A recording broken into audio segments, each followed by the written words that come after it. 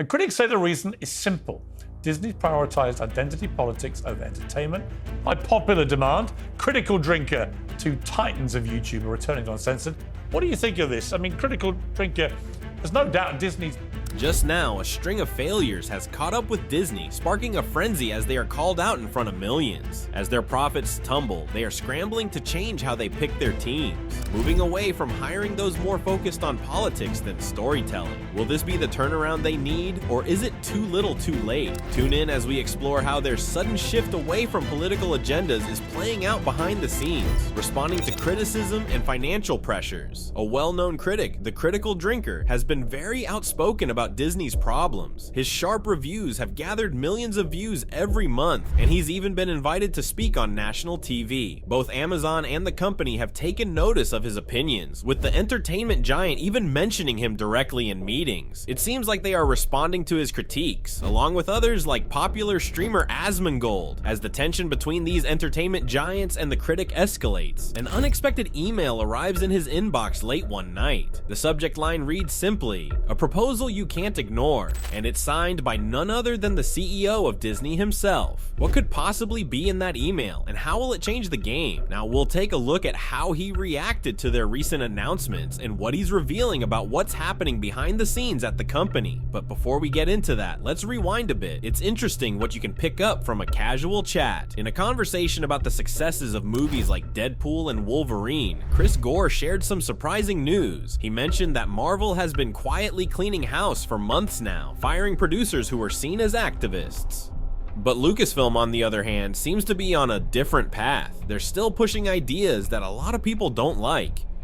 Marvel, under the leadership of Kevin Feige, seems to have learned from their mistakes. Feige admitted that their recent phase of movies didn't work as planned, and it looks like they're planning to bring back more traditional, fan-favorite characters. This shift in the movie industry came as a surprise. Chris Gore, who's an actor, producer, and writer in Hollywood, often shares inside information on live streams with the critic. What he's saying now marks a big change in how major studios are approaching their films, especially when it comes to making money at the box office. Someone connected to the company mentioned that they are letting go of all activists to change their strategy. This caught the critic off guard, but he admitted that it made sense. It seems like Marvel is tired of losing money and pushing away their fans by mixing their usual entertainment with heavy messages. Now they're slowly shifting their direction. Their first step is to change their creative team, letting go of people whose choices have led to several projects failing since the movie Endgame. It took them about 5 years to recognize the problems that critics like him have been pointing out since 2019. Still, better late than never. They've been able to keep this new strategy quiet until Chris brought it up, likely on purpose. But when you think about it, it makes sense.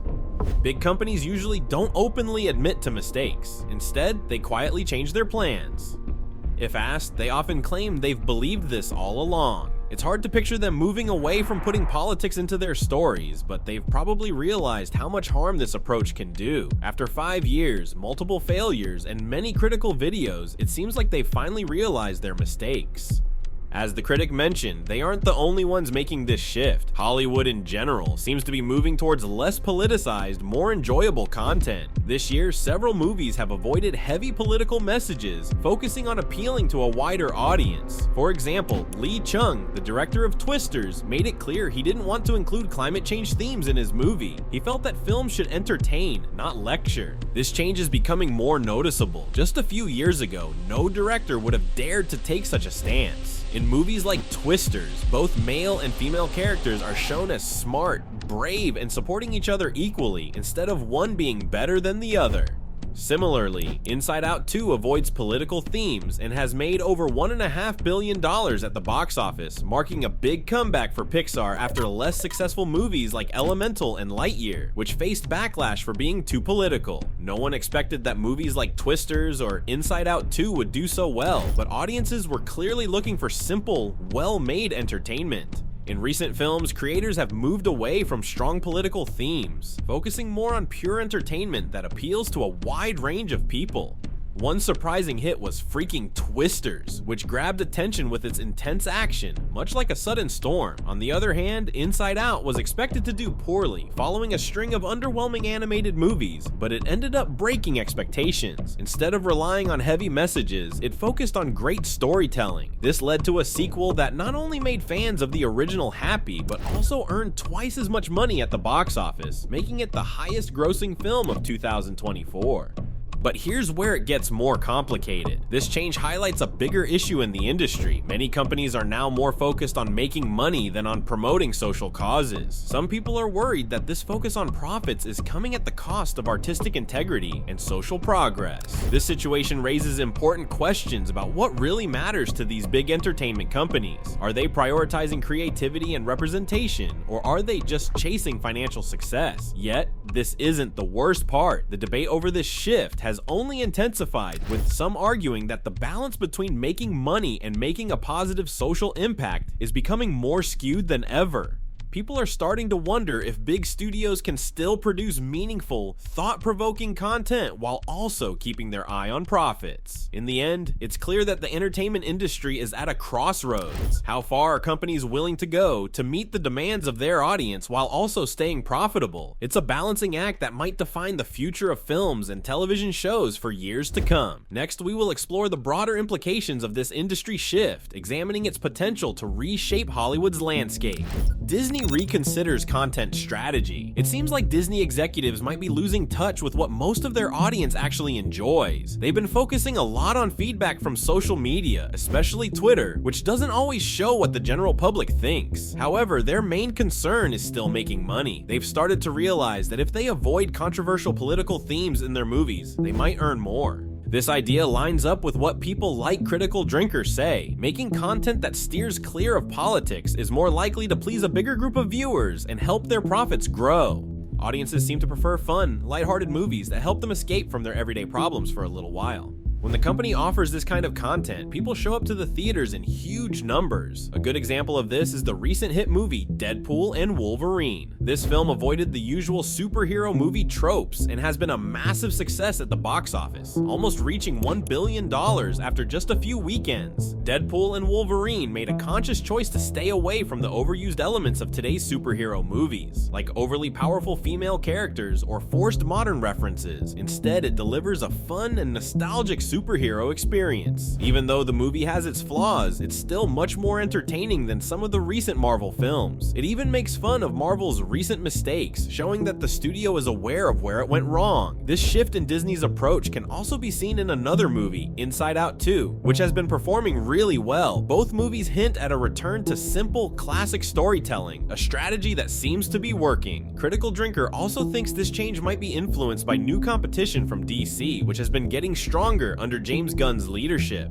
Hollywood seems to be making some quiet changes, moving away from a strategy that has caused problems in the entertainment world for nearly 10 years. For a long time, studios have been putting out one failed movie, show, or game after another. What started as a hit or miss approach has now clearly become mostly misses, leading to the fall of many beloved franchises. Big companies like Disney are now looking to change direction, but will this bring a new golden age of entertainment? That's still uncertain. People who follow the industry, like Critical Drinker, are questioning whether removing certain trends will lead to better content. It's hard to say. Chris Gore points out that movies take a long time to go from an idea to being on screen, and there are still many less exciting projects in the works that need to be released first. On top of that, the industry has deeper problems. Just getting rid of one issue won't suddenly make everything better. Even movies without heavy political messages have bombed at the box office because of poor writing, directing, or acting. The road to recovery is going to be much more complicated. Hollywood realizes that audiences are changing. Younger viewers who grew up with these franchises may not be coming back, which could hurt the profits these films used to bring in. But if studios can manage their budgets better, there's hope for a comeback. Some studios might keep clinging to their old ways, risking their best properties, while others are starting to adapt. Thankfully, some of the unwanted trends in filmmaking are starting to fade, which is a relief to many, but don't expect an overnight fix. According to Critical Drinker, the change will be be slow, with a few wins here and there while the industry works through its problems. This new direction could give filmmakers more creative freedom, leading to more diverse and enjoyable movies and shows. However, it will take time and persistence.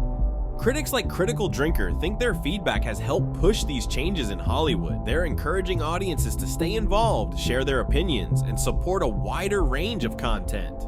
The path to a revived entertainment industry is just starting, and it's going to be watched closely by fans and critics alike. Will Jordan from Scotland is the creator behind the YouTube channel The Critical Drinker. He uses a mix of sarcasm and sharp observations to share his thoughts on movies, and his unique style has attracted a large following. While he has also written several novels, it's his YouTube channel that brought him widespread recognition. In his reviews, Jordan often talks about how he believes Hollywood storytelling has taken a turn for the worse, especially when it comes to well-loved movie franchises. Disney frequently ends up in his crosshairs, particularly for their handling of the Star Wars series and Marvel superhero films. Though his critiques can stir up strong reactions, they spark important discussions about where movies are headed and what fans expect from the film industry. Disney, once loved for its magical animated movies for families, has grown into a huge media company. By buying companies like Marvel, Star Wars, and Pixar, the company has expanded its reach far beyond its famous cartoons. But as it has added more media to its collection, it has also faced more challenges in managing these well-known brands. In the last 10 years, many fans have noticed a change in how stories are told. A YouTuber known as The Critical Drinker often talks about this issue, saying that many newer movies seem to focus more on impressive visuals and expanding their franchises than on well-developed stories and characters. He points out that these films often aim to appeal to as many people as possible, instead of focusing on deep character-driven stories. The Critical Drinker calls this trend safe storytelling. He uses this term to describe movies that rely on predictable plots and familiar formulas, avoiding risks or creativity. While this makes the movies easy for most viewers to enjoy, it also means the stories often feel shallow and lack emotional depth. This change suggests Disney may be moving away from the rich, detailed stories that once made their films stand out, possibly losing some of the magic that audiences have loved for years. In the following chapter, we delve deeper into the reactions from audiences and critics alike to these industry-wide transformations. Disney's challenge and fan discontent. When Disney bought Lucasfilm in 2012, Star Wars fans were filled with excitement. Many hoped that the beloved space adventure would return with new movies that stayed true to the heart of the originals. However, when the new trilogy started with The Force Awakens in 2015, it received mixed reactions from both fans and critics. A well-known reviewer, The Critical Drinker, said that The Force Awakens did succeed in bringing Star Wars back into the spotlight, but he felt it didn't bring anything new to the table. He pointed out that the movie relied heavily on old ideas, like creating a new evil force, the First Order, that was very similar to the old Empire. It also introduced another planet-destroying weapon, which was too much like the original Death Star. While the movie was fun to watch, it didn't take the story in new directions or develop its characters in a meaningful way. The next two films, The Last Jedi and The Rise of Skywalker, faced even stronger criticism. According to the reviewer, The Last Jedi caused a lot of debate. It surprised fans by changing many things they expected, but the changes didn't always make sense or add to the story. One of the biggest complaints was about how Luke Skywalker, a hero from the original films, was shown in a way that didn't match the character fans had known and loved. This left many viewers feeling confused and disappointed.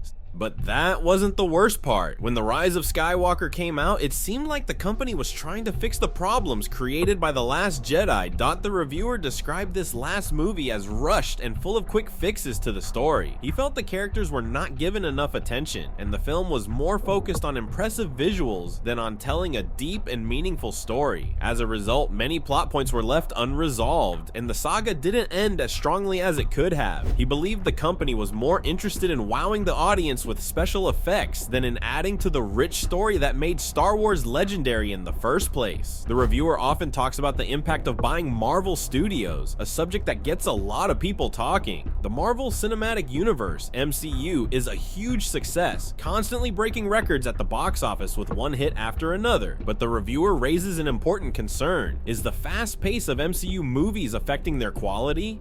He looks back at the early days of the MCU with movies like Iron Man in 2008 and The Avengers in 2012. These films were known for their strong characters and well thought out stories. They took their time to build a world and kept audiences hooked. But now, with the MCU rapidly growing, releasing more movies and TV shows each year, the reviewer feels that the focus has shifted. Instead of telling deep stories, it seems like the goal is to just keep the franchise going with more content. He points out recent movies like Eternals from 2021 and Thor: Love and Thunder from 2022 as examples. According to him, these movies don't have the same strong storytelling or character development as the older films. Even though they mix humor, action, and emotion, they struggle to pull it all together into a gripping story. But that's not even the worst part. The reviewer believes that the company is focusing too much on making lots of movies and shows instead of making sure each one is high quality. With so many interconnected stories, it's becoming harder for each new movie to stand out and be great. He also warns that people might get tired of seeing the same superhero formula again and again. If that happens, audiences might stop caring as much about the franchise. The reviewer is a film critic who often talks about the role of representation in movies. While he supports the idea of diversity and inclusion, he gets concerned when he feels these things take too much attention away from the most important parts of a story. To him, the focus should always be on telling a good story, building strong characters,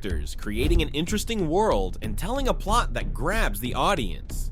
In his reviews, he points out that the main job of a story is to develop characters and give the plot depth. He doesn't think a movie should be used just to push certain social messages or to appeal to specific groups, because that can sometimes hurt the overall story. According to him, some films sometimes fall into this trap, adding characters or plot points that feel forced instead of fitting naturally into the story. It's important to note that the reviewer is not against diverse representation. In fact, he sees it as a good thing that helps movies reflect the world we live in today. However, he feels that diversity should add to the story and make the characters and plot more interesting, not take control of them. When representation feels like it's only there to check off a list, he argues that it can make the movie feel less genuine and harder for people to connect with. But this isn't the biggest issue. He believes that when movies lose focus on telling a good story, they risk losing their audience, no matter how good their intentions might be. His thoughts on this topic often lead to heated discussions among both viewers and filmmakers, showing the ongoing struggle between telling a great story and weaving in social commentary in today's movies. Thanks for tuning in. As Disney shifts away from political themes to boost profits, is this a win for creativity or a loss for representation? Let us know your thoughts. Don't forget to like and subscribe.